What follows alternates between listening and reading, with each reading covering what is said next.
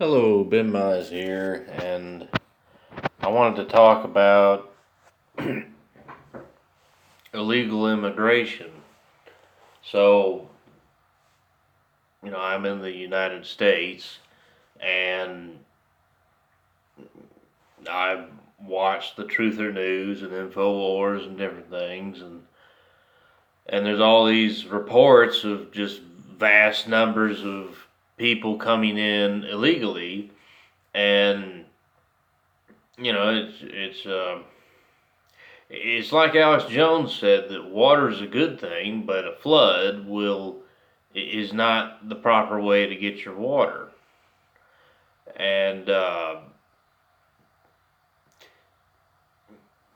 issue is that the people coming here, a lot of them illegally, are coming from countries that have proven that the voter base has failed. They're not vigilant voters. They don't think properly about who to vote for to keep the country going correctly, and that's why Mexico's run by the drug lords, and God knows what's going on at the other countries, especially things like Venezuela, countries like Venezuela. And, you know, to just open the door, let him in, no training, uh, different reports are out there that quite probably they're allowed to vote through illicit means. Um, unless they're the exception in their country, they're probably not vigilant voters either. And that's a great way to make a big mess. And the real issue with doing that to America, aside from the fact that I live here, is that the American military, at least the lower parts of it, will most certainly not stand for the formation of a satanic one world government. And so if they want to have an easy time forming a satanic one world government, they've got to get rid of the American military by the death by 1,000 cuts method or 1,000,000 cuts. And one of those cuts is getting millions and millions of non-vigilant voters to come here that are desperate so that the corrupt politicians can promise them taxpayer money for their vote, and that's a certain way to get people into office so corrupt that not only would they probably sabotage the U.S. military, but the country would probably start to break down just like all the countries they came from and voted into power. Their governments caused their countries to break down. Now, it'd be one thing if, like I had the idea that you could have migrants come to a camp and, nice treatment, and they could work during the day to pay for the camp and get educated about history and how the Nazis and the Soviets and the communists took over their governments and promised them goodies and backstabbed the whole country when they stole everything and got into power, and uh, teach them the historic lessons behind uh, the different frauds that have come through politics, and how these candidates promised this stuff and this is what they did instead. And had you looked at their background over here, you would have known they were liars. And so you've got to, search engine the candidates and just come up with a system to educate people about voting properly and about why capitalism works so much better than communism and out of control socialism. Uh, and they can, take these classes at night in addition to, I don't know, something that could make them useful to society beyond just being a manual laborer. And and then after on the third year, because we're supposed to do the Great Commission, you could also teach them uh, Christian morality. You don't have to call it Christianity. You could just say we've studied history, and this is a moral code that seems to make great civilizations, like history says it does, and just teach them the moral tenets of Christianity without putting Christianity in it, so it's not church and state. And then on the third year, the migrants could go back to their home country and be political, economic, and moral missionaries, teaching the people in their home country how to be vigilant about who they're voting for, and to expose the corruption going on, and to and how to spread news around when news is hard to spread. And then they could come back and get some more, a couple more years of training while they work during the day to pay for it, and then go back and do another year of mission work. And after, 6 or 9 years of this, then they can become a voting citizen. And that would be sustainable, I think. But to just say, you know, to all the couple 100 million people in Latin America who voted in failed governments and were not taught that's why their countries are failing, and don't know anything except they are desperate, come into America, and all the corrupt, crooked politicians will promise you all the stuff you're desperate for if you vote for them, in exchange for letting very corrupt people into office, is a failing system. It's not because the migrants are brown or black or purple. It's because they haven't been trained to vote vigilantly. And because they can frame this as racism, it's easier to try to pull it off and then just blame everybody as racist for not liking it. The people that came into America that have been here a number of generations and been taught why the American political mindset of years ago was better than other countries, and that's why our country was better anyway. They were educated. It took a number of years. But if you want to just let 100 or 200 or 300 million people pour across the border and elect the most corrupt politicians you've ever seen in your life, you can kiss your country goodbye.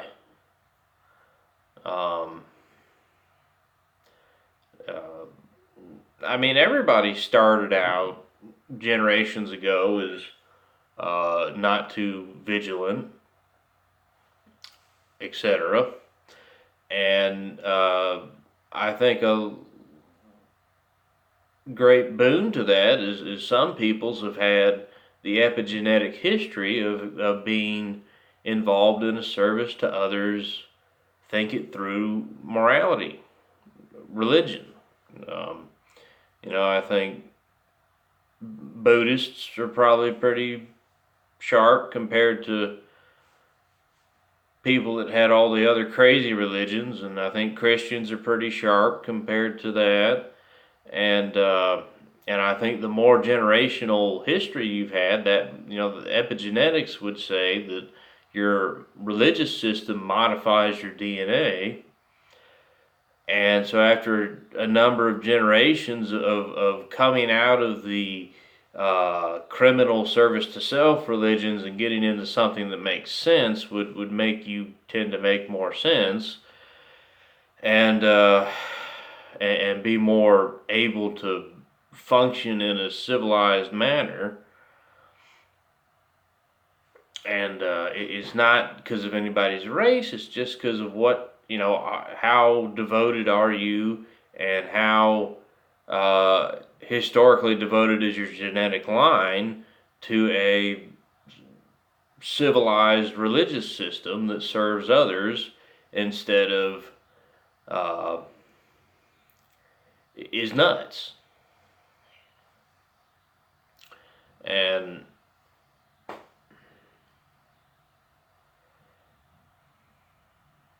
And you got to kind of lose the mindset of CNN is all true and has your back when they're just playing you to think that they're on your side.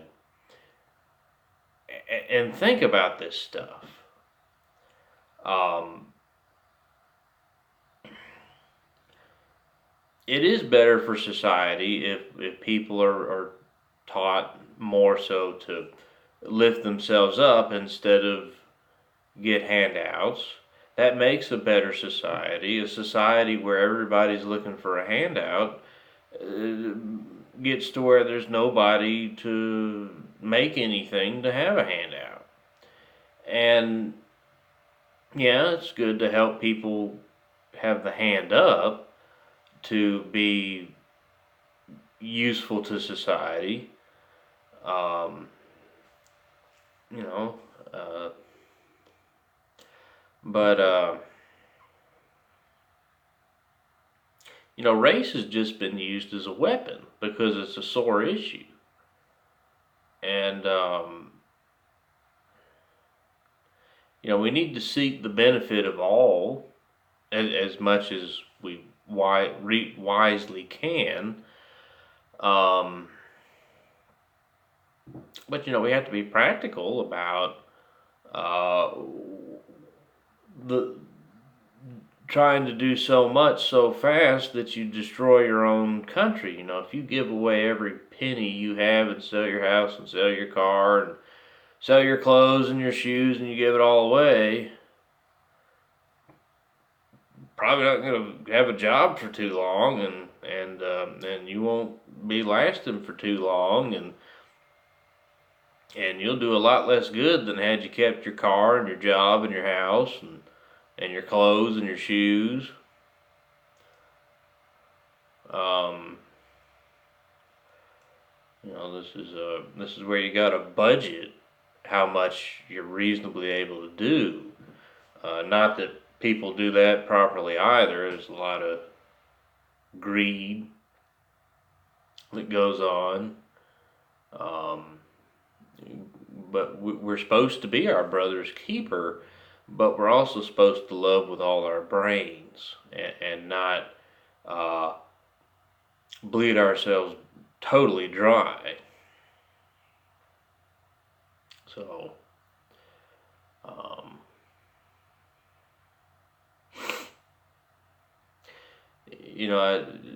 I mean, just from a practical standpoint, if we lift up Latin America, uh, we'd have less of an issue.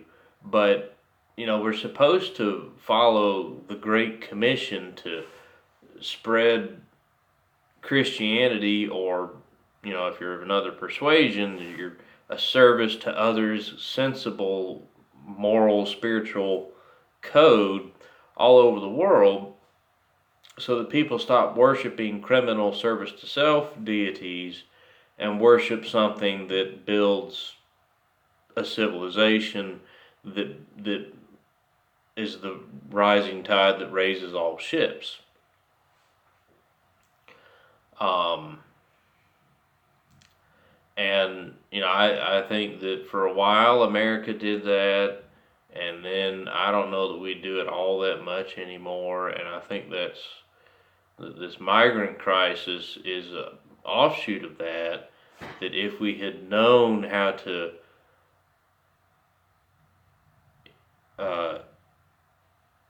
give a hand up to those that hadn't been as lucky to have as much gospel in their lineage and in their society, and as much civilized and vigilant mindsets as it takes to hold up a civilization, Um, if we'd been practiced at lifting people out of that, we wouldn't be taken so off guard about all this.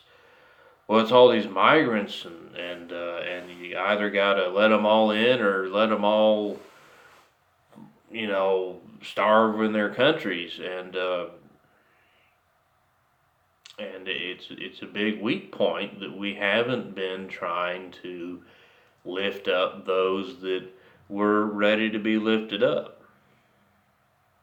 Now, some people you can't do anything with, but a lot of the world, the West has been blessed, and the West was not the blessing to the rest of the world it should have been. That's not to say that you kill the egg that laid. That's not to say you kill the goose that laid the golden egg, but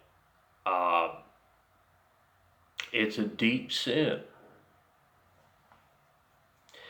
and it's got to be talked about as dangerous to all our souls for not practicing the Great Commission to learn service to others, civilized morality and spirituality, and spread it so that people stop tearing each other down and build each other up instead, which is the only way it really works well in the end,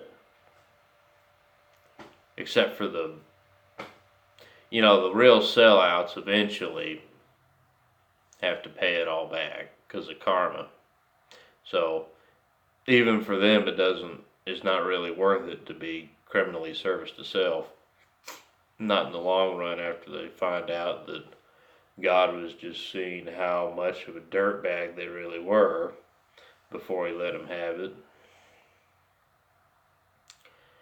So,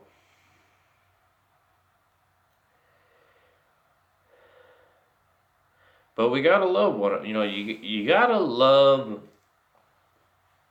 the rest of creation as though it were you, wisely. You're not supposed to be. God doesn't want a bunch of idiots. That doesn't work. But we are supposed to love the rest of creation as though it were us. But that's also considering that things like America's still a blessing. So for the sake of those it blesses, you want to preserve it. Maybe you could care for 100 million migrants for a year or two, but it would, maybe ruin the American political system. Well, for the sake of the blessing America is, you don't want to do that to others and to the people that live here.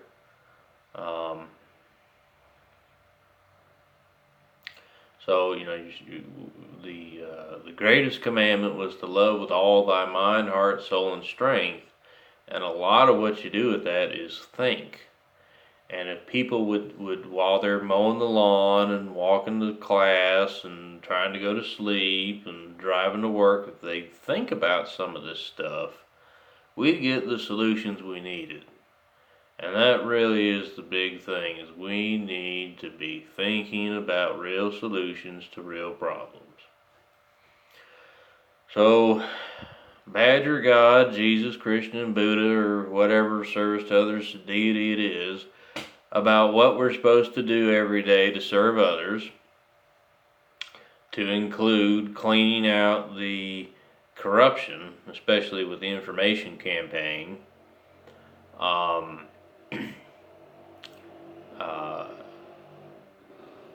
study the law and your holy books and the Bible, and I recommend Jesus.